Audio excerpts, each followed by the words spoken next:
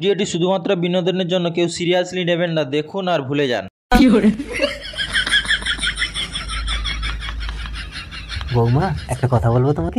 হ্যাঁ ভাসুর দাদা বলুন। না মানে কিছু মনে করবে না তো? না না, আপনি তো আমার ভাসুর দাদার মতো।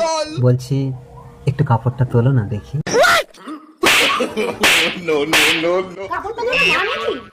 না মানে আমাদের বাড়ির বংশ পরম্পরায় নিয়ম আছে, ভাসুরকে দেখলে মাথায় কাপড় তুলতে হয়। তাও সত্য, সেটাই দেখতে চেয়েছিলাম। সরি ভাসুর দাদা, আসলে আমি উল্টো ভেবেছি। মনটাকে একটু সোজা করো, দেখবে কোনো কিছুই আর উল্টো লাগবে না। हे हरि राम कृष्ण जगन्नाथ प्रेमानंद। সোজা আঙুলে ঘি না উঠলে যেরকম আঙুলটাকে টেঁড়া করতে হয়, সেরকম পায়খানা করার সময় যদি পায়খানা না হয় তখন তো গাঁটটা টেঁড়া করে যাবে না, তখন একটা বিড়ি খেতে হয়। मारो मुझे, मारो मारो मुझे, मारो मारो। नहीं ये मजाक हो रहा है, एक सेकंड यार, मजाक हो रहा है। রে চৈতালি, কাঁদছিস কেন মা? জামাই, তুমি কি চৈতালিকে মেরেছো? আপনার আর কোনো মেয়ে আছে শাশুড়ি? কেন? আর মেয়ে নিয়ে তুমি কি করবে? এই মেয়েটা পাল্টে আর একটা অন্য মেয়ে দিই। 1 বছর ব্যবহার করে কোনো মাল ফেরত হয় না, তুমি তো 1-2 মাসের মধ্যে ফেরত দিয়ে যেতে পারতে। এইটাও সম্ভব? একটা জিনিস ব্যবহার না করলে ভালো মন্দ বুঝবো কি করে?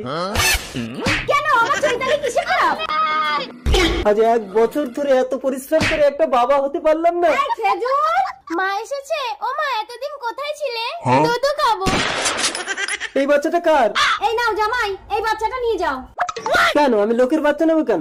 আরে লোকের বাচ্চা না, এটা আমার চৈতালিরই বাচ্চা।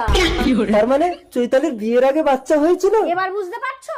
তোমার কারণেই চৈতালির বাচ্চা হয় না। ये फंस गया, इसे पार्टी की मीटिंग समझ के फंस। আসসালামু আলাইকুম ভাবি, এলাকায় নতুন মনে হচ্ছে, কোথায় থাকেন আপনি? দেখেন, আমি আপনার ভাবি না, আপনার গফুর চাচার নতুন বউ। বলেন কি, নতুন ফোনে পুরনো চার্জার ঠিক মতো চার্জ হয় তো?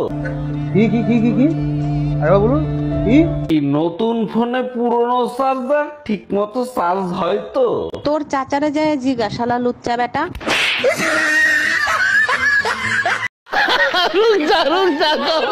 বন্ধুরা, ভিডিওটি ভালো লাগলে লাইক, কমেন্ট, শেয়ার এবং চ্যানেলটি সাবস্ক্রাইব করতে ভুলবেন না।